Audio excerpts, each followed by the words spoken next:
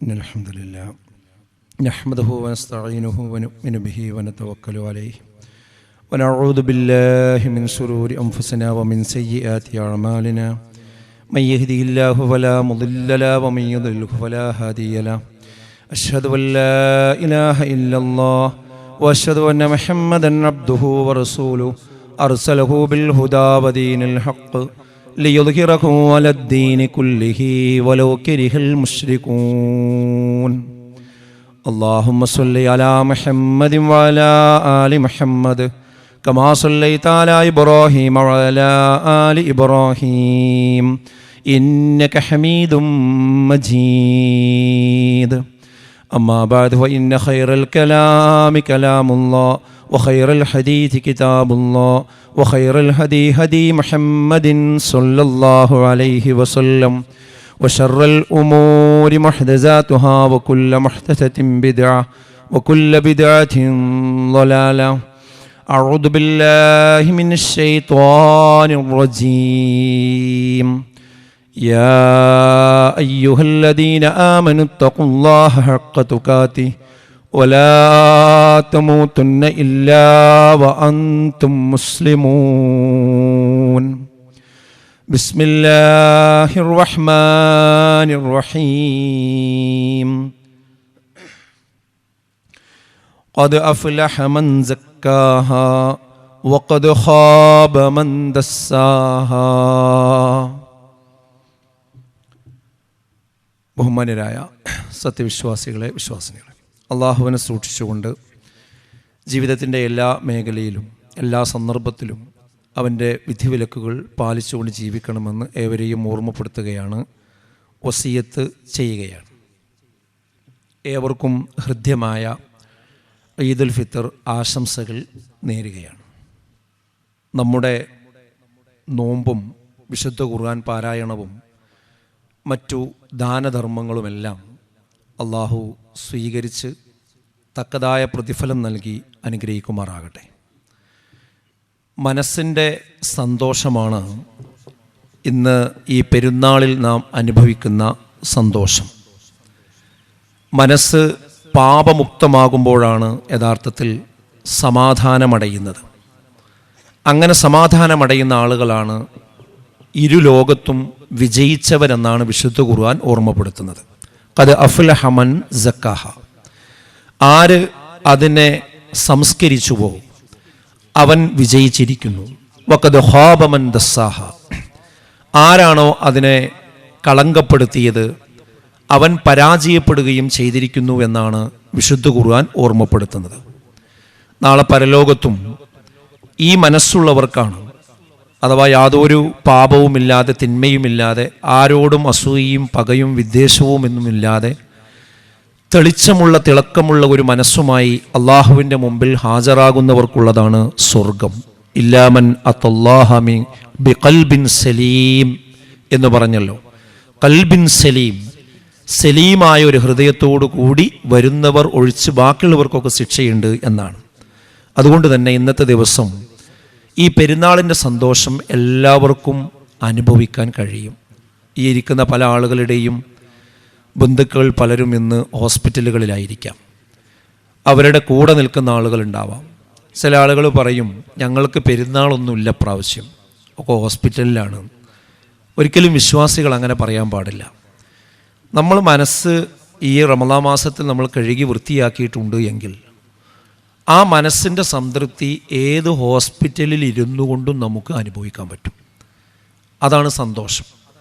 ഈ ഈദ്ഗാഹിൽ വന്നിട്ടും നമ്മൾ നമ്മുടെ മനസ്സ് കഴുകാതെയാണ് വന്നിരിക്കുന്നതെങ്കിൽ, എല്ലാവരും നോമ്പ് നോറ്റപ്പോൾ നമ്മളും നോമ്പ് നോറ്റു, എല്ലാവരും തറാവീഹിന് പോയപ്പോൾ നമ്മളും തറാവീഹിന് പോയി, അങ്ങനെ ഒരു യാന്ത്രികമായിട്ടാണ് ഈ റമദാൻ മാസം കഴിച്ചു കൂട്ടിയത് എങ്കിൽ ഇവിടെ വന്നിരുന്നു എന്നുള്ളത് കൊണ്ട് നമുക്ക് സമാധാനമൊന്നും ഉണ്ടാവില്ല. ഇവിടെ ഇരിക്കുമ്പോഴും നമ്മുടെ മനസ്സിൽ ഇങ്ങനെ വല്ലാതെ ടെൻഷൻ അടിച്ചുകൊണ്ടിരിക്കുമ്പോൾ എഴുന്നേറ്റ് പോയാലുള്ള കാര്യങ്ങൾ ആലോചിച്ചാൽ നമുക്ക് എന്ത് ചെയ്യില്ല, ഒരിക്കലും സമാധാനം കിട്ടൂല. അപ്പോൾ മനുഷ്യൻ്റെ മനസ്സിൻ്റെ സമാധാനമാണ് യഥാർത്ഥത്തിൽ സമാധാനമെന്ന് പറയുന്നത്. അല്ലാതെ ഭൗതികമായ വിഭവങ്ങളും കൊട്ടാരങ്ങളും ഒന്നും ഉണ്ടായിട്ട് യാതൊരു കാര്യമില്ല. വലിയ പ്രശസ്തിയും അതുപോലെ തന്നെ മണിമാളികകളും ഫാം ഹൗസുകളും ഒക്കെ ഉണ്ടായിരുന്ന ഒരുപാട് ആളുകൾ പലപ്പോഴും ജീവിതത്തിൻ്റെ അവസാനത്തിൽ ആത്മഹത്യ ചെയ്യുന്ന ആളുകളായിട്ട് നമുക്ക് പത്രമാധ്യമങ്ങളിലൂടെ വായിക്കാൻ കഴിയുന്നുണ്ട്. അവർക്ക് എന്താ ഇല്ലാത്തത്? എല്ലാം ഉണ്ട്. ഈ മനുഷ്യൻ്റെ മനസ്സിൻ്റെ സമാധാനവും സ്വസ്ഥത ഇല്ലാത്തതുകൊണ്ടാണ്. അതുകൊണ്ട് ഈ റമദാനിൻ്റെ സന്തോഷം, പെരുന്നാളിൻ്റെ സന്തോഷം എന്നൊക്കെ പറയുന്നത് നമുക്ക് നമ്മുടെ മനസ്സ് കഴുകുമ്പോൾ കിട്ടുന്ന ഒരു സന്തോഷമാണ്. റസൂലുള്ളാഹി സ്വല്ലല്ലാഹു അലൈഹി വസല്ലം പറഞ്ഞു, ലിസ്വാഇമി ഫർഹത്താനി യഫ്റഹുമ. നോമ്പുകാരൻ 2 സന്തോഷമുണ്ട്. ആ 2 സന്തോഷം ഏതൊക്കെയാണ്? ഇദാ അഫ്തറ ഫരിഹ ബിഫിത്രിഹി. ഒന്ന് നോമ്പ് തുറക്കുമ്പോഴുള്ള സന്തോഷമാണ്. വൈദാ ലഖിയ റബ്ബഹു ഫരിഹ ബിസൗമിഹി. രണ്ടാമത്തത് ഇതിൻ്റെ കൂലി വാങ്ങാൻ വേണ്ടി നാളെ പരലോകത്ത് റബ്ബിനെ കണ്ടുമുട്ടുമ്പോഴുള്ള സന്തോഷമാണ്. ഈ രണ്ടാമത്തെ സന്തോഷം എല്ലാവർക്കും കിട്ടിക്കൊള്ളണം എന്നില്ല. ഒന്നാമത്തെ സന്തോഷം നോമ്പ് നോറ്റവർക്കൊക്കെ കിട്ടും, കിട്ടിക്കഴിഞ്ഞു. രണ്ടാമത്തത് കിട്ടുക ആർക്കേ ഉള്ളൂ വെച്ചാൽ ഈ നോമ്പിൻ്റെ വിശുദ്ധി മരണം വരെ നമ്മൾ കാത്തു സൂക്ഷിക്കുന്നുവെങ്കിൽ മാത്രമേ നാളെ പരലോകത്ത് ഇതിൻ്റെ പ്രതിഫലം വാങ്ങുമ്പോൾ റബ്ബിൻ്റെ അടുക്കൽ നിന്നുള്ള സന്തോഷം നമുക്ക് കിട്ടുള്ളൂ. അള്ളാഹുവിനുള്ള തൗഫീക്ക് നമുക്ക് എല്ലാവർക്കും നൽകി അനുഗ്രഹിക്കുമാറാകട്ടെ. ഈ വിശുദ്ധിയുള്ള മനസ്സോടുകൂടി നമുക്ക് മരണപ്പെട്ടു പോകാൻ സുഹൃത്തുക്കളെ സാധിക്കണം. അതിനെന്ത് വേണം? കാര്യത്തെ മാത്രം കണ്ടതുകൊണ്ട് കാര്യമില്ല, നമ്മുടെ കാരണങ്ങളെ കൂടി നമ്മൾ ചികിത്സിക്കേണ്ടതുണ്ട്. ഇപ്പം നമ്മൾ പലരും പല തെറ്റുകുറ്റങ്ങളും ഈ റമദാനിൽ ഒഴിവാക്കിയിട്ടുണ്ടാവും. പക്ഷെ ആ തെറ്റിനെ മാത്രമാണോ നമ്മൾ ഒഴിവാക്കിയത്? ആ തെറ്റുണ്ടാകുന്ന ഒരു കാരണമുണ്ട്, ഒരു അടിസ്ഥാന കാരണമുണ്ട്. ആ കാരണത്തെയും ആ തെറ്റ് നിലനിൽക്കുന്ന ഒരു മാനസികാവസ്ഥയുണ്ട്. ആ മാനസികാവസ്ഥയെയും കൂടി ചികിത്സിക്കാൻ കഴിയുന്നവർക്ക്, കഴിഞ്ഞവർക്ക് മാത്രമേ ഈ ഒരു സമയത്ത് സന്തോഷം നിലനിർത്തുവാനും മരണം വരെ ഈ വിശുദ്ധി കാത്തു സൂക്ഷിക്കാനും കഴിയുള്ളൂ. ഒരു കുട്ടി ഉമ്മയുടെ ഒക്കത്തിരുന്ന് ശക്തമായി കരഞ്ഞുകൊണ്ടിരിക്കുന്നു. ആ കുട്ടി വിശന്നിട്ടാണ് കരയുന്നത്. പക്ഷെ വിശന്ന് കരയുന്ന കുട്ടിക്ക് ആ കരച്ചിൽ നിർത്തണമെങ്കിൽ കളിപ്പാട്ടം കൊടുത്തതുകൊണ്ട് പ്രത്യേകിച്ച് കാര്യമൊന്നുമില്ല. കളിപ്പാട്ടം കൊടുത്താൽ തൽക്കാലം കരച്ചിൽ അവിടെ അവസാനിക്കും, വീണ്ടും കരച്ചിൽ തുടങ്ങും. ആ കരച്ചിൽ അവസാനിക്കണമെങ്കിൽ എന്ത് വേണം? ആ കുട്ടിക്ക് ഭക്ഷണം തന്നെ കൊടുക്കണം. അവിടെ കാരണം വിശപ്പാണ്. ആ വിശപ്പിനുള്ള പരിഹാരം ഭക്ഷണമാണ്. ആ ഭക്ഷണം നൽകാതെ മറ്റെന്തു കൊടുത്തിട്ടും കാര്യമില്ല. എന്നാൽ ഇന്നത്തെ നമ്മുടെ സമൂഹത്തിന്റെ ഒരു മുഖമുദ്ര എന്ന് പറയുന്നത് എല്ലാ തിന്മകളുടെയും കാരണത്തെ നിലനിർത്തുകയും അതിന്റെ കാര്യത്തെക്കുറിച്ച് മാത്രം സംസാരിച്ചു കൊണ്ടിരിക്കുകയും ചെയ്യുന്നുവെന്നതാണ്. ഇന്ന് വ്യക്തിയാണെങ്കിലും കുടുംബമാണെങ്കിലും സമൂഹമാണെങ്കിലും രാഷ്ട്രമാണെങ്കിലും ഭരണകൂടങ്ങളാണെങ്കിലും നമുക്ക് കാണാൻ കഴിയുന്ന ഒരു കാര്യം. 2-3 ഉദാഹരണങ്ങൾ ഞാൻ പറയാം. സമകാലികമായി നമ്മുടെ മുമ്പിൽ എല്ലാവരെയും അസ്വസ്ഥപ്പെടുത്തുന്ന 2-3 ഉദാഹരണങ്ങൾ. അതിലൊന്ന് ലഹരിയെക്കുറിച്ചാണ് ഇന്ന് എല്ലായിടത്തും ചർച്ച. നിയമസഭ അടിയന്തര പ്രമേയം കൊണ്ടുവന്നുകൊണ്ട് 2 മണിക്കൂർ സമയം സഭ നിർത്തിവെച്ചുകൊണ്ട് ആ വിഷയം ചർച്ച ചെയ്തു. ഞെട്ടിക്കുന്ന കണക്കുകൾ ഇന്ന് പത്രമാധ്യമങ്ങളിലൂടെ വന്നുകൊണ്ടേയിരിക്കുകയാണ്. ഓരോ പത്രങ്ങളും ലേഖനങ്ങളും മുഖപ്രസംഗങ്ങളും എഴുതിക്കൊണ്ടേയിരിക്കുന്നു. ചാനലുകളിൽ ചർച്ചകൾ കൊടുമ്പിരിക്കൊള്ളുന്നു. ചില മീഡിയകളൊക്കെ, ചാനലുകളൊക്കെ സമൂഹത്തിലേക്ക് ഇറങ്ങിക്കൊണ്ട് ഇതിന്റെ ക്യാമ്പയിനുകൾ, ലഹരിക്കെതിരെയുള്ള ക്യാമ്പയിനുകൾ നടത്തിക്കൊണ്ടിരിക്കുന്നു. സംഘടനകൾ അത് ഏറ്റുപിടിച്ചിരിക്കുന്നു. എന്നാൽ ലഹരി വ്യാപനത്തിന്റെ യഥാർത്ഥ കാരണത്തെ തൊടാൻ വ്യക്തിയാകട്ടെ, കുടുംബമാകട്ടെ, സമൂഹമാകട്ടെ, മീഡിയകളാകട്ടെ, ഭരണകൂടങ്ങളാകട്ടെ പലപ്പോഴും തയ്യാറാകുന്നില്ല എന്ന ആ ഒരു വസ്തുതയെയാണ് നാം തിരിച്ചറിയേണ്ടത്. എന്താണ് നമ്മുടെ മദ്യനയം? മയക്കുമരുന്ന് തടയാൻ മറ്റുള്ള മദ്യങ്ങൾ അനുവദിക്കണമെന്നാണ് നമ്മൾ മദ്യനയമായി സ്വീകരിച്ചിരിക്കുന്നത്. അതിപ്പോ എവിടെ എത്തി? അതിന്ന് കഞ്ചാവ് ലീഗലൈസ് ചെയ്യണമെന്നിടത്തെത്തി. കുറച്ചുകൂടി പോയി MDMA കൂടി ലീഗലൈസ് ചെയ്യണമെന്നിടത്തെത്തി. ഇനി ഇതിലും വലിയ രാസവസ്തുക്കൾ കണ്ടെത്തിയാൽ എന്താവും? അത് ഉപയോഗിക്കാതിരിക്കണമെങ്കിൽ ഈ MDMA അതുപോലുള്ള സാധനങ്ങളൊക്കെ ഔദ്യോഗികമായിട്ട് അനുവദിക്കണം എന്ന് പറയും. അപ്പൊ ഇതിന്റെ റേഞ്ച് ഇങ്ങനെ കൂടുന്നതിനനുസരിച്ച് താഴെയുള്ളതൊക്കെ ഇങ്ങനെ അനുവദിച്ചു കൊടുക്കുക, വരങ്ങനെ നീട്ടി വരഞ്ഞു കൊടുക്കുക. അല്ലാതെ ഈ സാധനം ഇവിടുന്ന് ഒഴിവാക്കുന്ന പരിപാടി എന്തില്ല, നയത്തിലില്ല. അതുപോലെ തന്നെ ആയിരങ്ങൾക്ക് ലഹരിയിലേക്ക് കാലെടുത്തു വെക്കാൻ സാഹചര്യമൊരുക്കുന്ന DJ പാർട്ടികൾ ഇന്ന് വ്യാപകമായി കൊണ്ടിരിക്കുകയാണ്. എന്താണ്? ചെറുപ്പക്കാർ മാത്രം കൂടി, ആണും പെണ്ണും കൂടിച്ചേർന്ന് മണിക്കൂറുകൾ നിന്ന് ചാടണമെങ്കിൽ ലഹരി ഉപയോഗിക്കണമെന്നത് അവിടെയുള്ള ആളുകൾക്ക് എല്ലാവർക്കും അറിയുന്ന കാര്യമാണ്. അപ്പൊ ഈ DJ പാർട്ടികളെ നിലനിർത്തുകയും ലഹരിക്കെതിരെ സംസാരിക്കുകയും ചെയ്തതുകൊണ്ട് പ്രത്യേകിച്ച് കാര്യമില്ല. കൗമാരക്കാർ യഥേഷ്ടം രാത്രികാലങ്ങളിൽ ഒത്തുചേരാൻ കളമൊരുക്കുന്ന നൈറ്റ് ലൈഫ് സംസ്കാരം ഇന്ന് കേരളത്തിലേക്ക് കൊണ്ടുവരണമെന്നാണ് വാദിച്ചുകൊണ്ടിരിക്കുന്നത്. അതുപോലെ തന്നെ കേരളത്തിന്റെ പല സ്ഥലങ്ങളിലും ടെറഫുകൾ വന്നു കഴിഞ്ഞിട്ടുണ്ട്. ടെറഫുകൾക്ക് ആരും ഇവിടെ എതിരല്ല. അതിന്ന് വ്യായാമത്തിന് കേരളത്തിൽ സ്ഥലമില്ല എന്നതൊരു വസ്തുതയാണ്. അതുകൊണ്ട് അതിന് പറ്റിയ സാഹചര്യങ്ങൾ ഒരുക്കുന്നു എന്നതൊരു തെറ്റായ കാര്യമല്ല. എന്നാൽ അർദ്ധരാത്രി പിന്നിട്ടിട്ടും ഈ ടെറഫുകൾ കേന്ദ്രീകരിച്ച് സമപ്രായക്കാരായ കുട്ടികൾ മാത്രം ഒരുമിച്ച് ചേരുന്ന ഒരവസ്ഥയും അങ്ങനെയുള്ള ഒരു സാഹചര്യവും അത് ബീച്ചിലായിരുന്നാലും അത് ടെറഫുകളിലായിരുന്നാലും അത് മറ്റു സ്ഥലങ്ങളിലായിരുന്നാലും നമ്മൾ ഉണ്ടാക്കിയാൽ അവിടെയാണ് ഇതുപോലെയുള്ള തെറ്റുകൾക്കുള്ള എല്ലാ സാഹചര്യങ്ങളും ഉണ്ടാകുന്നത്. കൊതുകിനെ കൊല്ലണമെങ്കിൽ ബാറ്റുകൾ തരാതരം വാങ്ങിയത് കൊണ്ടായില്ല. ആ കൊതുക് മുട്ടയിടുന്ന ജലാശയങ്ങൾ കൂടി തുറന്നു വിടേണ്ടതുണ്ട്. അതുപോലെ ഈ ലഹരിയും അനുബന്ധമായ പ്രശ്നങ്ങളും ഇല്ലാതിരിക്കണമെങ്കിൽ ഇത്തരം സംഗതികൾ ഇല്ലായ്മ ചെയ്തെങ്കിൽ മാത്രമേ കഴിയുകയുള്ളൂ. ഇസ്ലാമിന്റെ പ്രത്യേകത എന്താണെന്നോ, ഇസ്ലാം കാര്യത്തെ മാത്രമല്ല അതിന്റെ കാരണത്തെ കൂടി ചികിത്സിക്കുന്നു എന്നതാണ്. ഇസ്ലാം പറഞ്ഞത് എന്താ? മാ അസ്കറ കതീറുഹു ഫഖലീലുഹു ഹറാം. കൂടുതലായി ഉപയോഗിച്ചാൽ മത്തുണ്ടാകുന്ന എന്തൊക്കെ സാധനങ്ങളുണ്ടോ, ലഹരി ഉണ്ടാകുന്ന എന്തെല്ലാം സാധനങ്ങളുണ്ടോ, അത് കുറച്ചുപയോഗിച്ചാലും ഹറാം തന്നെയാകുന്നു എന്നാണ്. അപ്പൊ മദ്യം ഒട്ടും പാടില്ല എന്നതായിരിക്കണം നയം. എങ്കിലേ ഇതിൽ നിന്ന് രക്ഷ കിട്ടുകയുള്ളൂ. ഉമ്മുൽ ഖബായിസ് ആണ് മദ്യമെന്ന് റസൂലുള്ളാഹി സ്വല്ലല്ലാഹു അലൈഹി വസല്ലം പറഞ്ഞു. എല്ലാ തിന്മകളുടെയും മാതാവാണത്. ചില ആളുകൾ പറയുന്നത് മദ്യം നിരോധിച്ചു കഴിഞ്ഞാൽ നമ്മുടെ വരുമാനം മുടങ്ങിപ്പോകുമെന്നാണ്. എന്നാൽ വിശുദ്ധ ഖുർആൻ പറഞ്ഞത് എന്താ? യസ്അലൂനക അനിൽ ഖംറി വൽ മൈസിർ. മദ്യത്തെപ്പറ്റിയും ചൂതാട്ടപ്പറ്റിയും നിന്നോട് അവർ ചോദിക്കുന്നു. ഖുൽ പറയുക ഫീഹിമാ ഇസ്മുൻ കബീർ. അതിൽ വലിയ അളവിൽ പാപമാണ്, തെറ്റാണ്, കുറ്റമാണുള്ളത്. എന്നാൽ വമനാഫിഉ ലിന്നാസി, ജനങ്ങൾക്ക് അതിൽ ചില ഉപകാരങ്ങൾ ഉണ്ടാകാം. എന്നാൽ വഇസ്മുഹുമാ അക്ബർ, അതിനേക്കാളും കടത്തിവെട്ടുന്ന രീതിയിൽ അതിന്റെ കുറ്റങ്ങളും പ്രശ്നങ്ങളുമാണ് ഉണ്ടാവുക എന്നാണ്. ഇന്നുണ്ടാകുന്ന കൊലപാതകങ്ങളാകട്ടെ, ആക്സിഡന്റുകളാകട്ടെ, മറ്റു അരുതായ്മകളാകട്ടെ, കൊള്ളകളാകട്ടെ, കൊലകളാകട്ടെ, ഇതിന്റെയൊക്കെ പിന്നിൽ ആ വാർത്ത വായിച്ച് അവസാനിപ്പിക്കുമ്പോൾ നമ്മൾ കാണുന്നത് എന്താ? പ്രതി മദ്യപിച്ചിരുന്നു എന്നത് തന്നെയാണ്. അതുകൊണ്ട് തന്നെ ഇസ്ലാം പറയുന്നു സകല തിന്മയുടെയും വേരാണ്, മാതാവാണ് മദ്യം എന്ന് വിശുദ്ധ ഖുർആൻ ഓർമ്മപ്പെടുത്തുന്നുണ്ട്. അപ്പൊ അതിൽ നിന്ന് ആ കാരണത്തെയാണ് നമ്മൾ ചികിത്സിക്കേണ്ടത്. അതുപോലെ തന്നെ ഖുർആൻ പറഞ്ഞത് എന്താ? വജഅൽനൽ ലൈല ലിബാസാ വജഅൽനൻ നഹാറ മആശാ. രാത്രി സമയം എന്ന് പറയുന്നത് നിങ്ങൾക്ക് വിശ്രമിക്കാനുള്ളതാണ്, നിങ്ങൾക്ക് ഉറങ്ങാനുള്ള സമയമാണ്. വജഅൽനൻ നഹാറ മആശാ. പകൽ സമയം എന്ന് പറയുന്നത് ഉപജീവനത്തിനുള്ള സമയവുമാകുന്നു എന്നാണ്. ഈ ഈദ്ഗാഹിൽ വന്ന എല്ലാവരും ആ കാര്യം ഒന്ന് ശ്രദ്ധിക്കുക. യൂറോപ്യൻ സംസ്കാരം എന്ന് പറയുന്നത് രാത്രി ആക്റ്റീവ് ആകുന്ന ഒരു സംസ്കാരമാണ്. നൈറ്റ് ലൈഫ് അവിടെ ആ ഒരു രീതിയാണ്. അതിന്റെ തിക്തഫലമായിട്ട് തന്നെയാണ് ഇന്ന് യൂറോപ്യൻ തെരുവുകൾ നോക്കൂ നിങ്ങൾ.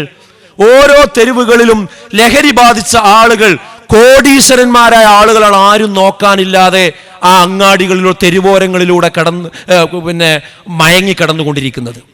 ഈ സാഹചര്യത്തിലേക്ക് അവരെത്താനുണ്ടായ കാരണം എന്താ? ഈ നൈറ്റ് ലൈഫ് സംസ്കാരം തുറന്നു വിട്ടു എന്നത് തന്നെയാണ്. അതാണ് ഇന്ന് കേരളത്തിലേക്കും പറിച്ചു നടാൻ വേണ്ടി ശ്രമിച്ചുകൊണ്ടിരിക്കുന്നത്. പല നഗരസഭകളും കോർപ്പറേഷനുകളും അവരുടെ ബജറ്റിൽ അതിന് ഫണ്ട് വകയിരുത്തിക്കൊണ്ടിരിക്കുകയാണ്. നൈറ്റ് ലൈഫ് എന്ന് പറഞ്ഞാൽ ചില ആളുകൾ മനസ്സിലാക്കിയത് എന്താ വെച്ചാൽ, പണ്ട് രാത്രി കാലങ്ങളിൽ പുറത്തിറങ്ങി കൂരിരുട്ടിൽ നടക്കുന്ന ഒരു സാഹചര്യം ഉണ്ടായിരുന്നു. അതാണ് നൈറ്റ് ലൈഫ്. അത് നമ്മൾ കൊണ്ടുവരുന്നില്ല. നമ്മൾ കൊണ്ടുവരുന്നത് എന്താണ്? നല്ല പ്രകാശമുള്ള, നല്ല വെട്ടമുള്ള, മനോഹരമായി അലങ്കരിച്ചിരിക്കുന്ന സ്ഥലങ്ങൾ ഉണ്ടാക്കിക്കൊണ്ടാണ് എന്നാണ്. അങ്ങനെ ഒരു തെറ്റിദ്ധാരണയൊന്നും ആർക്കും ഇവിടെ ഇല്ല. കൂരിരുട്ടിലേക്ക് ആളുകൾ ഇറങ്ങുന്നതാണ് നൈറ്റ് ലൈഫ് എന്നതല്ല നമ്മൾ മനസ്സിലാക്കിയിട്ടുള്ളത്. നമ്മൾ മനസ്സിലാക്കിയിട്ടുള്ളത് നല്ല വെട്ടമുള്ള സ്ഥലങ്ങൾ രാത്രി കാലങ്ങളിൽ അതിനായിട്ട് ചില സ്ഥലങ്ങളിൽ ഉണ്ടാക്കുന്നു. സംഭവിക്കണം എന്താണെന്ന് ചോദിച്ചാൽ, ഇവിടെ പ്രശ്നം എന്താണെന്നറിയോ? അവിടെ സമപ്രായക്കാരായ കുട്ടികൾ രാത്രി 12 മണിക്ക് 1 മണിക്ക് ഇപ്പോൾ കോഴിക്കോട് ബീച്ചിലൊക്കെ നോക്കി നിങ്ങൾ, നേരം വെളുക്കുന്നത് വരെ, ഈ റമദാൻ മാസത്തിൽ പോലും നേരം വെളുക്കുന്നത് വരെ ആയിരങ്ങളാണ് ഒരേ പ്രായക്കാരായ ആളുകൾ അവിടെ ഒരുമിച്ച് കൂടുന്നത്. അങ്ങനെയുള്ള ഒരു സ്ഥലത്തേക്ക് നമ്മുടെ കുട്ടികൾ സ്ഥിരമായി പോവും വരും ചെയ്ത് കഴിഞ്ഞാൽ അതിൻ്റെ തൊട്ട് അപ്പുറത്തും ഇപ്പുറത്തും ലഹരി സംഘങ്ങളും സംവിധാനങ്ങളും ഉണ്ടാവും. അത് ആ പ്രായത്തിലുള്ള കുട്ടികൾക്ക് അതിൻ്റെ അപകടം അറിയില്ല.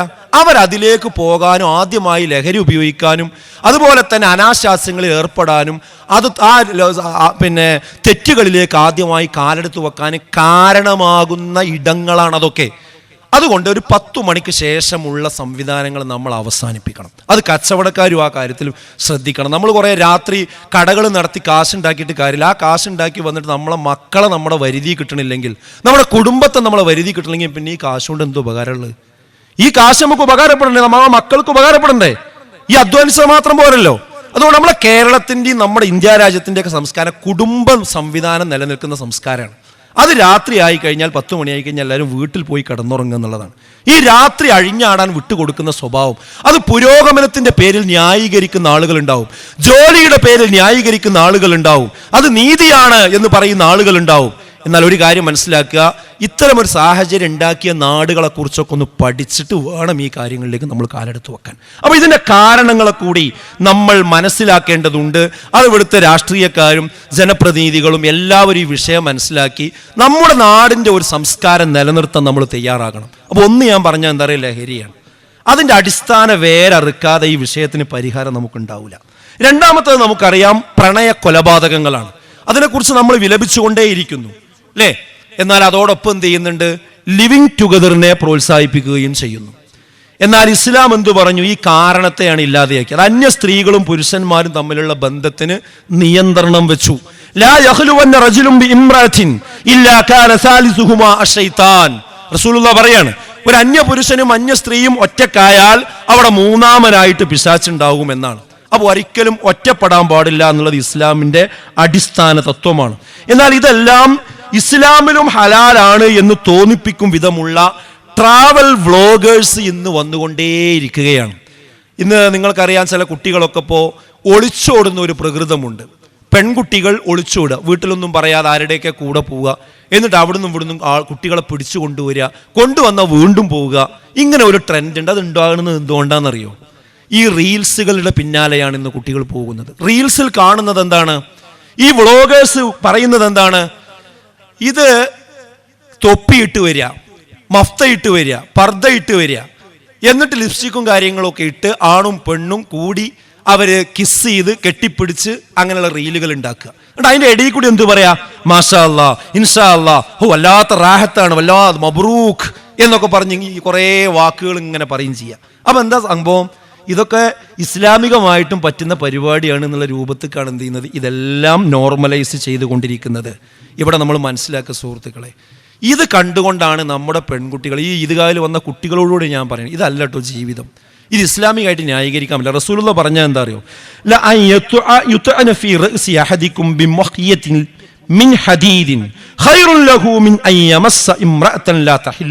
എന്നാണ്. ഒരു അന്യ പുരുഷനെ അല്ലെങ്കിൽ അന്യ സ്ത്രീയെ നിങ്ങൾ തൊടുന്നതിനേക്കാളും നിങ്ങൾക്ക് നല്ലത് എന്താന്ന് ചോദിച്ചാൽ ഒരാണി തലക്ക് അടിച്ച് കയറ്റലാണ്. അത്രക്ക് കുറ്റകരമായി പറഞ്ഞാണ് പരസ്പരം സ്പർശിക്കാൻ പാടില്ല. എന്ത് വ്യവസ്ഥയെന്നുള്ളത്? ബോയ് ഫ്രണ്ടാണ് ഗേൾ ഫ്രണ്ടാണ് പറഞ്ഞ് തോള് പിടിച്ച് നടക്കുന്നൊരവസ്ഥയിലുള്ളത്. എവിടേക്കാണ് നമ്മുടെ മക്കൾ പോയിക്കൊണ്ടിരിക്കുന്നത്? നിങ്ങളൊന്ന് ആലോചിച്ച് നോക്കൂ. അപ്പോൾ ഇത്തരം സാഹചര്യങ്ങൾ ഇവിടെ നിലനിർത്താൻ പാടില്ല. ഈ പ്രണയ കൊലപാതകങ്ങൾ ഉണ്ടാകുന്നത് ഇങ്ങനെയുള്ള വഴികളിലൂടെയാണ്. എൻ്റെ പെൺമക്കളോട് എനിക്ക് പറയാനുള്ളത്, നിങ്ങൾ കാണുന്നില്ലേ, പ്രണയിച്ചുകൊണ്ട് കൂട്ടിക്കൊണ്ടുവന്ന പെൺകുട്ടിയുടെ തലക്കടിച്ചു കൊന്നത് നിങ്ങൾ കാണുന്നില്ലേ? കഴുത്തറുത്തു കൊല്ലുന്നത് നിങ്ങൾ കാണുന്നില്ലേ? ഒരു രസത്തിനും ഒരു വൈബിനും വേണ്ടി ഒന്നിച്ചു നടന്ന് അവസാനം ഗർഭിണിയായി ആ ഗർഭം ആരും അറിയാതെ ഏതെങ്കിലും ബാത്റൂമിൽ പോയി പ്രസവിച്ച് ആ നവജാത ശിശുവിനെ കുപ്പത്തൊട്ടിയിലേക്ക് വലിച്ചെറിയുന്ന രംഗങ്ങൾ നിങ്ങൾ കാണുന്നില്ലേ? ജ്യൂസിൽ വിഷം കലർത്തിക്കൊണ്ട് കാമുകനെയും കാമുകളെയും പരസ്പരം അങ്ങോട്ടും ഇങ്ങോട്ടും കൊല്ലുന്ന സംഭവങ്ങൾ നമ്മൾ കാണുന്നില്ല. ഇതൊക്കെ കണ്ടിട്ട് മക്കളെ നിങ്ങൾ എന്താ പഠിക്കാത്തത്? എവിടേക്കാണ് നമ്മൾ ഇറങ്ങിപ്പോണത്? ആരുടെ കൂടെയാണ് നമ്മൾ ഇറങ്ങിപ്പോണത്? ഈ മരണക്കണികളിലേക്കാണോ നമ്മൾ ഓരോരുത്തരും ആലോചിക്കേണ്ടതാണ്. അതുപോലെ മൂന്നാമതായി നമുക്ക് കാണാൻ പറ്റും, സാമ്പത്തിക കുറ്റകൃത്യങ്ങൾ, ആത്മഹത്യകൾ ഇന്ന് വർദ്ധിച്ചുകൊണ്ടിരിക്കുന്നു. അതിനെക്കുറിച്ച് നമ്മൾ വിലപിച്ചുകൊണ്ടിരിക്കുന്നു. എന്നാൽ അതിന്റെ അടിസ്ഥാന കാരണങ്ങളെ തൊടാൻ പലപ്പോഴും പലർക്കും കഴിയുന്നില്ല. എന്താ കാരണം? ഒന്ന് പലിശയാണ്, മറ്റൊന്ന് യഥേഷ്ടം കടം വാങ്ങുന്ന രീതിയാണ്. ആർഭാട ജീവിതം അവസാനിപ്പിക്കാൻ പലർക്കും കഴിയുന്നില്ല. വിവാഹമൊക്കെ ഇന്ന് കടം വാങ്ങിക്കൊണ്ട് ആധാരം പണയം വെച്ചുകൊണ്ട് വളരെ ആർഭാടപൂർവമാണ് പലരും വിവാഹം നടത്തിക്കൊണ്ടിരിക്കുന്നത്. എത്ര ചടങ്ങുകളാണ് അല്ലേ? മെഹന്തി, മറ്റത് മറിച്ചത് എന്ന് പറഞ്ഞിട്ട് ഒരുപാട് രീതിയിലുള്ള മഞ്ഞ കല്യാണം എന്നൊക്കെ പറഞ്ഞ് ഒരുപാട് കല്യാണങ്ങൾ. ആ കല്യാണത്തലേന്ന് വലിയ പടക്കം പൊട്ടിക്കൽ. മാന്യന്മാരായ ആളുകൾക്ക് കല്യാണ സദസ്സിലേക്ക് കയറി ചെല്ലാൻ പേടി തോന്നുന്ന ഒരു സാഹചര്യം. എന്താണ് അവിടെ സംഭവിക്കുക? എപ്പോഴാണ് കരണ്ട് പോവുക? എപ്പോഴാണ് പല്ലക്ക് വരിക? എപ്പോഴാണ് ബ്രേക്ക് ഡാൻസ് ഉണ്ടാവുക? എപ്പോഴാണ് കൂക്കിവിളി ഉണ്ടാവുക എന്നൊന്നും പറയാൻ കഴിയാത്തൊരു സാഹചര്യം. ഇങ്ങനെയൊക്കെയുള്ള ഒരു സാഹചര്യം ഒരു ഭാഗത്തുണ്ടാകുന്നു. എന്താ ഖുർആൻ പറഞ്ഞത്? വലാ തുബദ്ദിർ തബ്ദീറാ ഇന്നൽ മുബദ്ദിരീന. എന്താണ്? അമിതമായി ദൂർത്ത് കാണിക്കുന്ന ആളുകൾ. കാനൂ ഇഖ്വാന ശയാതീൻ, അവർ പിശാചിന്റെ സഹോദരങ്ങളാണ് എന്നാണ്. നിങ്ങൾ ആലോചിച്ചു എത്ര ഗുരുതരമാണ് വിശുദ്ധ ഖുർആൻ പറഞ്ഞത്. അപ്പൊ ഇതിനെ നമ്മൾ ഈ പലിശയെയും ആർഭാട ജീവിതത്തെയും, ഇപ്പൊ അറിയപ്പെടുന്ന ഒരു കൊലപാതകം തിരുവനന്തപുരത്ത് വെച്ച് നടന്നു. ഒരു വീട്ടിലെ 5ഓളം ആളുകളെ ആ കുടുംബത്തിലെ ഒരു വ്യക്തി തന്നെ തലക്കടിച്ച് കൊന്നിരിക്കുകയാണ്. കുറച്ച് ആൾക്കാരോട് പകണ്ടായിട്ടാണ് കൊന്നത്, വേറെ കുറച്ച് ആൾക്കാരോട് സ്നേഹം കൂടിയിട്ടാണ് കൊന്നത് എന്നാണ് പറയുന്നത്. എന്താണ് ഇതൊക്കെ ഒന്ന് ആലോചിച്ച് നോക്കി.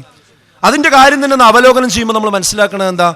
ആ കുടുംബത്തിൽ ആർക്കൊക്കെ കടണ്ട്, എന്തൊക്കെ ഉണ്ട് എന്ന് പരസ്പരം ആർക്കും ഒരു പിടുത്തമില്ല അല്ലേ? ഇങ്ങനെയുള്ള ഒരു സാഹചര്യം നമ്മുടെ കുടുംബങ്ങളിലും കാര്യങ്ങളിലും വരാൻ പാടില്ല. ആർഭാട ജീവിതത്തിന് കാശുണ്ടാക്കാൻ വേണ്ടി നടക്കുമ്പോഴാണ് പലപ്പോഴും സംഭവങ്ങൾ ഉണ്ടാകുന്നത് എന്നാണ് അതിൽ നിന്നൊക്കെ നമുക്ക് മനസ്സിലാകുന്നത്. അപ്പൊ നമ്മൾ ഇതൊക്കെ മനസ്സിലാക്കി ഇതിന് മാറി നടക്കാൻ നമ്മൾ തയ്യാറാകണം.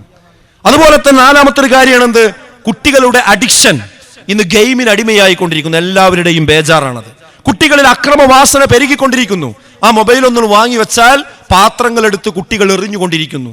ഞാൻ കിണറ്റിൽ ചാടുമെന്ന് പറയുന്നു, ഞാൻ ബിൽഡിങ്ങിന്റെ മുകളിൽ കയറി താഴേക്ക് ചാടുമെന്ന് പറയുന്നു. അങ്ങനെ ആത്മഹത്യ ചെയ്യുന്ന മക്കളെയും നമ്മൾ കണ്ടുകൊണ്ടിരിക്കുന്നു. ഇങ്ങനെയുള്ള ഒരു അഗ്നിപർവ്വതത്തിന് മുകളിലാണ് ഇന്ന് പല കുടുംബങ്ങളും കഴിഞ്ഞുകൊണ്ടിരിക്കുന്നത്. ഇവിടെയും തന്നെ ഇതിന്റെ അടിസ്ഥാന കാരണത്തെ നമുക്ക് തൊടാൻ നമുക്ക് പലപ്പോഴും കഴിയുന്നില്ല. ഇവിടെ ഉമ്മമാര് വന്നിട്ടുണ്ടല്ലോ, ഞാൻ അവരോട് പറയാണ് എന്താ അതിന്റെ അടിസ്ഥാന കാരണം? 2.5 വയസ്സും 3 വയസ്സും 3.5 വയസ്സുള്ള കുട്ടി മൊബൈലിന് അടിമയാകുന്നത് എങ്ങനെയാണ്? ഭക്ഷണം കൊടുക്കാൻ വേണ്ടി ഒക്കത്ത് വെച്ച് തൽക്കാലം ആ ഭക്ഷണം ഒന്നാണ് വായിക്കാകാൻ വേണ്ടിയിട്ട് എന്ത് ചെയ്യുക? ഈ മൊബൈലിൽ റീൽസ് കാണിച്ചു കൊടുക്കുക. ഇതാരാ കാണിച്ചു കൊടുക്കുന്നത്? ആദ്യം അയൽവാസിയല്ല, നാട്ടുകാരല്ല, അവന്റെ സുഹൃത്തുക്കളല്ല, ഏതൊരു ഉദരത്തിലാണോ ആ കുഞ്ഞ് പിറന്നത് ആ ഉമ്മയാണ് ഇത് ആദ്യം കാണിച്ചു കൊടുക്കുന്നത്.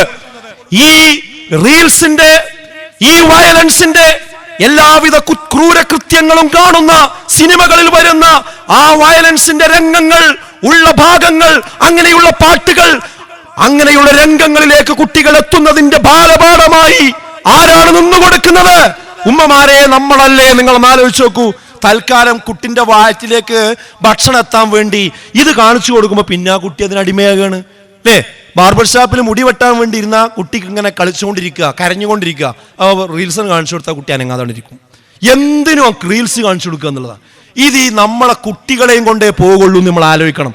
അപ്പൊ എന്താ സമയത്ത് അത് കൊടുക്കരുത് സുഹൃത്തുക്കൾ. അങ്ങനെ കൊടുത്ത് ശീലിപ്പിച്ചാൽ പിന്നെ നിങ്ങൾക്കത് വാങ്ങാൻ കഴിയില്ല. അപ്പൊ ഈ മൊബൈലിനെ നമുക്ക് നിയന്ത്രിക്കാൻ കഴിയണം. ഇപ്പൊ ഞാൻ ഈ പറഞ്ഞതിന്റെ ഒക്കെ അടിസ്ഥാനം എന്താ പറയുക? അവസാനം ഇതൊക്കെ പൈശാചികമായ അവസ്ഥയിലേക്കാണ് ഈ പ്രശ്നങ്ങളൊക്കെ കൊണ്ടുപോകുന്നത്. എല്ലാത്തിൻ്റെയും കാരണം ശൈത്താന്റെ വഴിയിലേക്ക് അവസാനം എത്തുന്നു എന്നുള്ളതാണ്. അതുകൊണ്ടാണ് വിചിത്രമായ കുറ്റകൃത്യങ്ങൾ ഇന്ന് കേരളത്തിൽ ആവർത്തിച്ചു കൊണ്ടിരിക്കുന്നത്. എല്ലാവരും പത്രം വായിക്കുമ്പോൾ ഞെട്ടിക്കൊണ്ടിരിക്കുകയാണ്. ഓരോ ദിവസവും ഉച്ചക്കും വൈകുന്നേരം അങ്ങനെ ഞെട്ടിക്കൊണ്ടിരിക്കുകയാണ്. എന്നിട്ട് കാരണം എല്ലാവരും പത്രം വെച്ചിട്ട് പറയാണ്, വാർത്ത കണ്ടിട്ട് പറയാണ്, എന്താ നമ്മളെ കേരളത്തിന് പറ്റി, എന്താ ഇങ്ങനെയൊക്കെ ചെയ്യണത് മനുഷ്യന്മാർ? എന്നാ കേട്ടോളി എന്താ അതിന്റെ കാരണം. ഒന്ന് ലഹരിയല്ലേ പറഞ്ഞത്? ലഹരി ആരിൽ നിന്നാ? പിശാചിൽ നിന്നുള്ള മ്ലേച്ഛമായ പ്രവൃത്തിയാണത്. പ്രണയക്കുരുക്കുകളോ? ആണും പെണ്ണും ഒറ്റക്കായ മൂന്നാമനായി ശൈത്താൻ അവിടെ ഉണ്ടാകും. ആർഭാടങ്ങളോ? അവർ പിശാചിന്റെ സഹോദരങ്ങളാണ്. അഥവാ ഇത്തരം ആളുകൾ അള്ളാഹുവിൽ നിന്ന് മാറിക്കഴിഞ്ഞാൽ, ചിന്ത തെറ്റിക്കഴിഞ്ഞാൽ,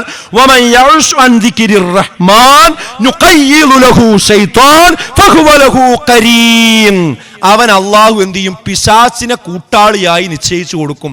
പിന്നെ അവന്റെ സുഹൃത്ത് പിശാചായിരിക്കുന്ന, പിന്നെ അവൻ ചെയ്യുന്ന എല്ലാ കാര്യവും ശൈത്താനാണ് അവനെ ഡ്രൈവ് ചെയ്യാൻ. അത് ശൈത്താൻ ഡ്രൈവ് ചെയ്യുമ്പോഴാണ് സ്വന്തം മാതാവിന്റെ കഴുത്ത് അവൻ അറുക്കുന്ന ഒരവസ്ഥയുണ്ടാകുന്നത്. ശൈത്താന്റെ വലയിൽ പെടുന്നത് കൊണ്ടാണ് സ്വന്തം കുടുംബാംഗങ്ങളെ ആമർ കൊണ്ട് അടിച്ചു കൊല്ലാനും കൊന്നതിന് ശേഷം ഈ നിമിഷം വരെ അതിൽ മനസ്താപമില്ലാത്തൊരവസ്ഥയും ഒരു വ്യക്തിക്കുണ്ടാകുന്നത്. ഇങ്ങനെയുള്ള ശൈത്താനിയത്ത് പിടികൊട്ടുന്നത് കൊണ്ടാണ് ആൾക്കൂട്ടത്തിനുള്ളിൽ കുട്ടികളെ നഞ്ചക്കുപയോഗിച്ചുകൊണ്ട് തലക്കടിച്ചു കൊല്ലുന്ന സാഹചര്യം നമ്മൾ താമരശ്ശേരിയിൽ കണ്ടത്. സ്വന്തം ഉമ്മയെ കഴുത്തറുത്ത് കൊല്ലുന്ന സാഹചര്യം ഉണ്ടായത്. പാലക്കാട് നെന്മാറയിൽ മുടി നീളമുള്ള വ്യക്തിയാണ് എന്റെ കുടുംബം കലക്കുന്നത് എന്ന് പറഞ്ഞ് കൂട്ടത്തോടുകൂടി ആളുകളെ കൊല ചെയ്യുന്ന അവസ്ഥയുണ്ടാകുന്നത്. ഈ വിചിത്രമായ കൊലപാതകങ്ങളുടെ അടിസ്ഥാനം എന്ന് പറയുന്നത് മനുഷ്യന്മാർ പിശാചിന്റെ കെണികളിൽ പെട്ടുപോകുന്നു എന്നതാണ്. സുഹൃത്തുക്കളെ, ഈ പിശാചിനെ, ഈ ശൈത്താനെ പിടിച്ചു കെട്ടിയ മാസത്തിന്റെ പേരാണ് വിശുദ്ധ റമദാൻ എന്ന് പറയുന്നത്. ആ റമദാനിന്റെ പരിസമാപ്തി കുറിച്ചുകൊണ്ട് നടത്തുന്ന ആഘോഷത്തിന്റെ പേരാണ് ഈദുൽ ഫിത്ർ എന്ന് പറയുന്നത്. ഈദുൽ ഫിത്ർ നമ്മൾ മുഴക്കുന്ന തക്ബീറാണ് അല്ലാഹു അക്ബർ, അല്ലാഹു അക്ബർ, ലാ ഇലാഹ ഇല്ലല്ലാഹു വല്ലാഹു അക്ബർ, അല്ലാഹു അക്ബർ വലില്ലാഹിൽ ഹംദ്. എന്താ ഇതിന്റെ അർത്ഥം? അല്ലാഹുവേ നീയാണ് വലിയവൻ, അല്ലാഹുവേ നീയാണ് വലിയവൻ, നീ അല്ലാതെ ആരാധനക്ക് അർഹനായി ആരുമില്ല. അതിനർത്ഥം എന്താ അറിയോ? എന്റെ ഇച്ഛകൾ താഴെയാണ്, എന്റെ എല്ലാ മോശപ്പെട്ട ചിന്തകളും താഴെയാണ്, അതെല്ലാം നിന്റെ മുമ്പിൽ ഞാനിതാ അടിയറ വെക്കുന്നുവെന്നാണ്. അതുകൊണ്ട് സുഹൃത്തുക്കളെ, പിശാചിനെ ചങ്ങലക്കിട്ട മാസമായിരുന്നു റമദാൻ. ആ പിശാചിനെ ഇനി നമ്മളെ ജീവിതത്തിലേക്ക് എന്ത് ചെയ്യരുത്? ഈ റമദാനിന് ശേഷം തുറന്നു വിടുന്നൊരവസ്ഥ ഒരിക്കലും ഉണ്ടാകരുത്. പിശാചിനെ തടയാൻ നമ്മൾ ഇന്ന് മുതൽ എടുക്കേണ്ട തീരുമാനം എന്താ അറിയോ? ജമാഅത്ത് നിസ്കാരം കൃത്യമായിട്ട് നമ്മൾ ജീവിതത്തിൽ പകർത്തുക. ഇപ്പൊ എല്ലാവരും പള്ളിയിലൊക്കെ ഉഷാറായിട്ട് ജമാഅത്തിന് വന്നില്ലേ? ഇനി ആ ജമാഅത്ത് നിലനിർത്തി കൊണ്ടുപോവുക, ദിക്റുകൾ നിലനിർത്തി കൊണ്ടുപോവുക, സുന്നത്ത് നോമ്പുകൾ നിലനിർത്തി പോവുക. മൻ സ്വാമ റമദാന ശവ്വാലിൽ നിന്നും നിങ്ങൾ 6 നോമ്പുകൾ നോറ്റി കഴിഞ്ഞാൽ കൊല്ലം മുഴുവൻ നോമ്പ് നോറ്റവനെ പോലെയാണ് എന്ന്. അപ്പൊ നാളെ മുതൽ 6 നോമ്പ് സുഹൃത്തുക്കളെ തുടർച്ചയായിട്ട് നോക്കുകയാണെങ്കിൽ കൊല്ലം മുഴുവൻ നോമ്പ് നോറ്റ കൂലി കിട്ടുമെന്നാണ്. ചില്ലറ കാര്യമല്ല അത്. അപ്പൊ അങ്ങനെയുള്ള സുന്നത്ത് നോമ്പുകൾ നമ്മുടെ ജീവിതത്തിന്റെ ഭാഗമാക്കുക. രാത്രി നമസ്കാരം നമ്മൾ നിലനിർത്തി കൊണ്ടുപോവുക. പിന്നെ ഈ ഒരു മനസ്സുണ്ടല്ലോ, ഇത് നിലനിർത്താനുള്ള ഏറ്റവും നല്ല മാർഗം നല്ല കൂട്ടുകെട്ടിന്റെ ഭാഗമാകുക എന്നുള്ള. ചീത്ത കൂട്ടുകെട്ടുകൾ നമ്മൾ ഒഴിവാക്കുക. ഈ നന്മയിൽ നമ്മുടെ കുടുംബം മുഴുവൻ നമ്മുടെ കൂടെ ഉണ്ട് എന്ന് നമ്മൾ ഉറപ്പുവരുത്തുക. രക്ഷിതാക്കൾ കുടുംബത്തിൽ ശക്തമായി ഇടപെടണം, മക്കളെ ചേർത്ത് പിടിക്കണം എന്നതാണ് എനിക്ക് പ്രധാനമായിട്ട് സൂചിപ്പിക്കാനുള്ളത്. ഇന്ന് പാരന്റിങ് ഒരു പഠന മേഖലയായി മാറേണ്ടതുണ്ട്. ഇന്നിപ്പോൾ എന്താ സംഭവം എന്ന് വെച്ചാൽ, കുട്ടികളും രക്ഷിതാക്കളും തമ്മിൽ യുദ്ധമാണ് വീട്ടിൽ. രക്ഷിതാക്കൾ പറയുന്നത് കുട്ടികൾ കേൾക്കൂല. അപ്പോൾ രക്ഷിതാക്കൾക്ക് ചൂട് കയറും, ഉമ്മാക്ക് ചൂട് കയറും. അപ്പോൾ പെൺകുട്ടികൾക്കും ആൺകുട്ടികൾക്കും അതിലേറെ എന്ത് ചെയ്യും? ഇവരോട് ദേഷ്യം കൊടുക്കും. അപ്പോൾ അവർക്ക് സ്നേഹമുള്ള ടീം വേറെ ഇൻസ്റ്റാഗ്രാമിലും അവിടെ മണി കാത്തുക്കുന്നുണ്ടാവും, അവരെ കൂടെ പോകും. ഇതാണ് ഇപ്പോൾ സംഭവം നടക്കുന്നത്. എന്താ പരിഹാരം? ഇവരെ റൂമിലിട്ട് തച്ചുകൊണ്ട് കാര്യമുണ്ടോ? ചൂടായതുകൊണ്ട് കാര്യമുണ്ടോ? എന്തെങ്കിലും പോയി ചെയ്തോന്ന് പറഞ്ഞിട്ട് കാര്യമുണ്ടോ? അതൊന്നുമല്ല. പുതിയ കാലത്ത് നമ്മൾ ചെയ്യേണ്ടത് എന്താ വെച്ചാൽ കുട്ടികളെ ചേർത്ത് പിടിക്കുക എന്നുള്ള. അതിന് രക്ഷിതാക്കൾ സമയം കണ്ടേ പറ്റുള്ളൂ. നമ്മൾ കച്ചവടക്കാരാണ്, നമ്മൾ അധ്യാപകരാണ്, നമുക്ക് ഒരുപാട് തിരക്കുണ്ട്. നമ്മൾ എന്തിനായി അധ്വാനിക്കണത്? എന്തിനാണ് നമ്മൾ ഗൾഫിൽ പോണത്? വിദേശത്തേക്കുള്ള ആളുകളോട് എനിക്ക് പറയാനുള്ളത്, നിങ്ങൾ അവിടെ പോകുമ്പോൾ നിങ്ങൾ വിളിക്കണ സമയത്ത് നിങ്ങൾ മക്കളോട് സംസാരിക്കണം, ദീർഘമായി സംസാരിക്കണം. കുട്ടികൾ എന്ന് പറഞ്ഞാൽ നമ്മൾ ഒരു ഇഷ്ടപ്പെട്ട ആ ഒരു സുഹൃത്തിൻ്റെ ഒരു പോലെ ആയിരിക്കണം മക്കളോട് നമ്മൾ പെരുമാറേണ്ടത്. ഇതെന്താ? കുട്ടികളെ കാണുന്നതല്ല പലരും. അവർ രാവിലെ പകൽ സ്കൂളിൽ പോവും, പകൽ നമ്മൾ കടയിലും പോവും. കുട്ടികൾ ഉറങ്ങിയ ശേഷമാണ് പല രക്ഷിതാക്കളും വരുന്നത്. പിന്നെ എപ്പോഴാണ് മക്കളെ കാണുന്നത്? ഇതിലേറെ അവർ കണ്ടുകൊണ്ടിരിക്കുന്നത് റീൽസിലും ചാറ്റിങ്ങിലും വേറെ പല ആൾക്കാരുണ്ട്. ഇതവിടെ പ്രശ്നം. ഈ പ്രശ്നം പരിഹരിക്കണമെങ്കിൽ നമ്മൾ നമ്മുടെ മക്കളുമായി ഹൃദയബന്ധം ഉണ്ടാവുക എന്നത് വളരെ പ്രധാനപ്പെട്ട ഒരു വിഷയമാണ്. സമയം അവരോടൊപ്പം ചെലവ്. ഇനിയിപ്പോൾ വെക്കേഷനാണ് വരാനുള്ളത്, ഏപ്രിൽ മെയ് മാസമാണ്.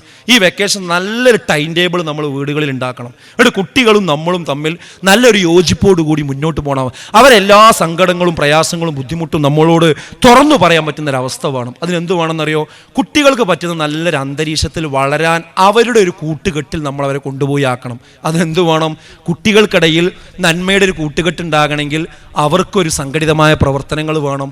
സുഹൃത്തുക്കളെ, അവരെ ഈ പുതിയ കാലഘട്ടത്തിൽ കുട്ടികളെ വേട്ടയാടുന്ന കുറേ പ്രശ്നങ്ങളുണ്ട്, അതവരെ പഠിപ്പിക്കണം. അതിനുവേണ്ടിയാണ് ഇൻഷാ അല്ലാഹ് ഒരു വലിയ അവസരം വരികയാണ്. മെയ് 11-ാം തീയതി. ആ ഡേറ്റ് നിങ്ങൾ നോട്ട് ചെയ്ത് വെക്കുക. മെയ് 11-ാം തീയതി നമ്മുടെ അടുത്ത പ്രദേശമായ പെരിന്തൽമണ്ണയിൽ വെച്ചുകൊണ്ട് പുതിയ കാലഘട്ടത്തിൽ നമ്മുടെ കുട്ടികൾ അനുഭവിക്കുന്ന പ്രശ്നങ്ങൾക്കുള്ള പരിഹാരം കൃത്യമായി പഠിപ്പിച്ചു കൊടുക്കുന്ന ഒരു വലിയ സംഗമത്തിന് വേദിയാവുകയാണ്. വിസ്ഡം സ്റ്റുഡൻസ് ഒരുക്കുന്ന അതിൻ്റെ കോൺഫറൻസ് നടക്കാൻ പോവുകയാണ്. എന്തിനാണ് പെരിന്തൽമണ്ണയിൽ ഒരുമിച്ച് കൂടുന്നത്? വെർച്വൽ വേൾഡിനപ്പുറം യാഥാർത്ഥ്യ ലോകത്തെ നമ്മുടെ മക്കൾക്ക് പരിചയപ്പെടുത്തി കൊടുക്കാൻ, ലഹരിയോട് എന്നേക്കും നോ പറയാനുള്ള ഒരു കരുത്ത് നമ്മുടെ കുട്ടികൾക്ക് ഉണ്ടാക്കി കൊടുക്കാൻ, മാതാപിതാക്കളെ പ്രായമാകുമ്പോൾ വൃദ്ധസദനത്തിലേക്ക് തള്ളുകയല്ല, അവരെ ചേർത്ത് പിടിക്കുകയാണ് എൻ്റെ കടമ എന്ന് നമ്മുടെ മക്കൾക്ക് ബോധമുണ്ടാക്കി കൊടുക്കാൻ, ആരും കാണാതെ ബാഗിൽ വെച്ച ലഹരിയും ആരുമറിയാതെ താൻ കൊണ്ടു നടക്കുന്ന അവിഹിത ബന്ധങ്ങളും കതക് കുറ്റിയിട്ട് കൂട്ടുകാരനെ ക്രൂരമായ റാഗിങ്ങിന് വിധേയമാക്കുന്നതും എല്ലാം അറിയുന്ന ഒരു അള്ളാഹുവുണ്ട് എന്ന ഒരു ഓർമ്മ അവന്റെ മനസ്സിൽ ഉണ്ടാക്കുകയും എല്ലാ തെറ്റുകുറ്റങ്ങളിൽ നിന്നും അവനെ തിരിച്ചു കൊണ്ടുവരികയും ചെയ്യുവാനുള്ള ഒരു കാഴ്ചപ്പാട് പകർന്നു കൊടുക്കാൻ, കാതടപ്പിക്കുന്ന സംഗീതത്തിലും വർണ്ണാഭമായ റീൽസുകളിലും വൈബ് കണ്ടെത്തുന്ന കുട്ടികൾക്ക് ആത്മീയ അന്തരീക്ഷത്തിൽ അച്ചടക്കത്തോടെ ജീവിക്കുന്ന ഒരു വലിയ വിഭാഗം വിദ്യാർത്ഥികൾ ഇവിടെയുണ്ടെന്ന് അറിയാനും അവരിൽ ഒരാളായി മാറാനുമുള്ള അവസരമൊരുക്കാനാണ് ഇൻഷാ അല്ലാഹ് മെയ് 11-ാം തീയതി പെരിന്തൽമണ്ണയിൽ ആ വിദ്യാർത്ഥികളുടെ ഒരു മഹാസാഗരം നമ്മൾ തീർക്കുന്നത്. നമ്മുടെ മക്കൾ അവിടെ ഉണ്ട് എന്ന് ഉറപ്പുവരുത്തുക.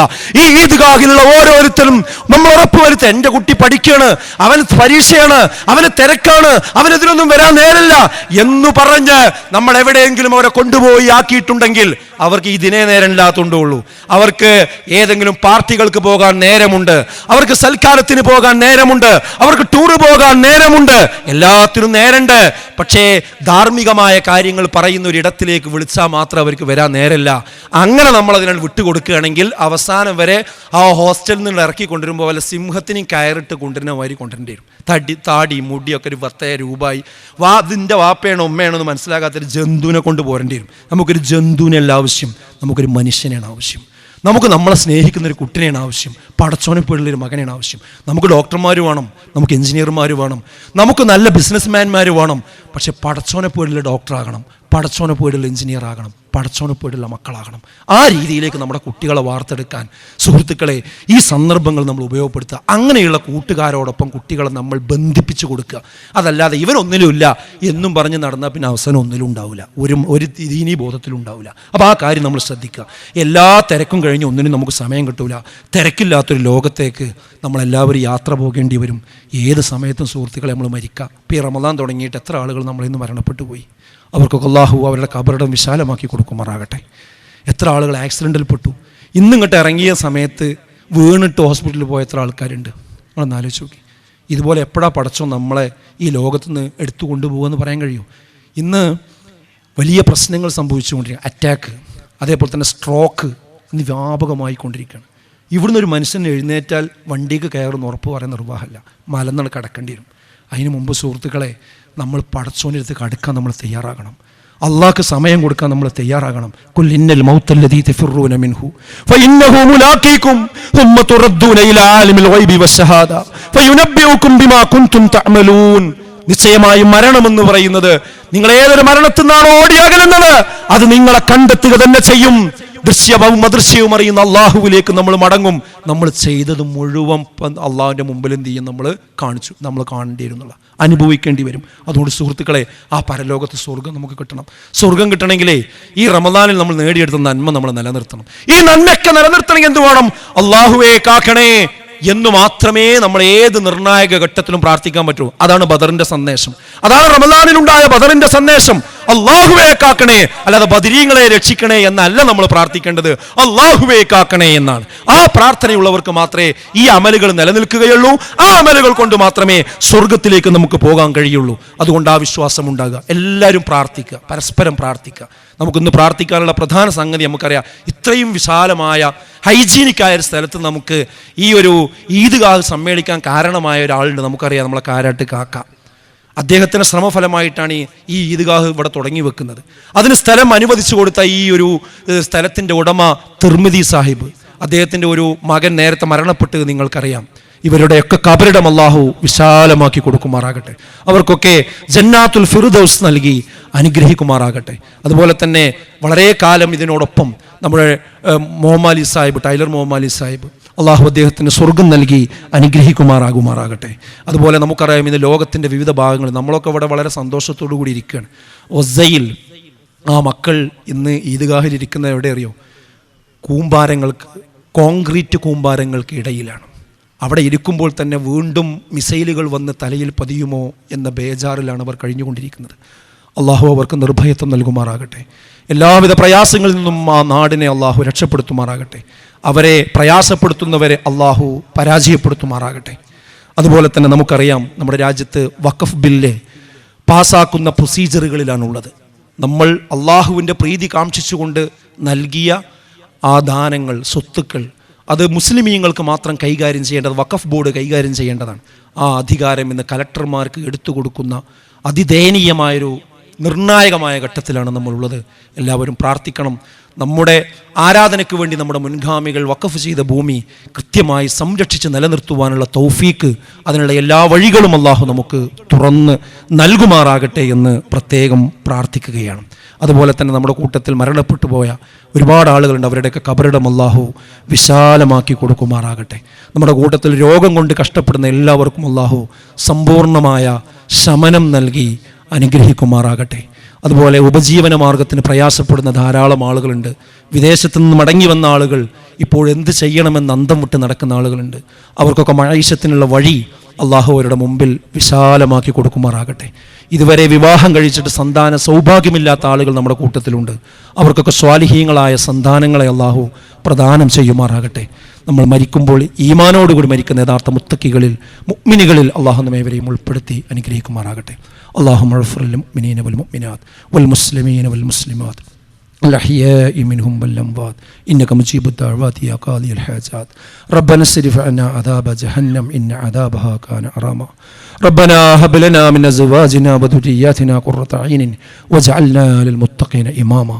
اللهم أجرنا من النار، اللهم أجرنا من النار، اللهم أجرنا من النار.